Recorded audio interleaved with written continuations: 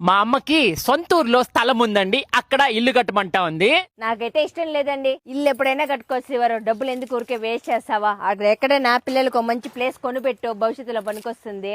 ఇల్లు కట్టుకోవడం బెటరా, స్థలం కొనుక్కోవటం బెటరా?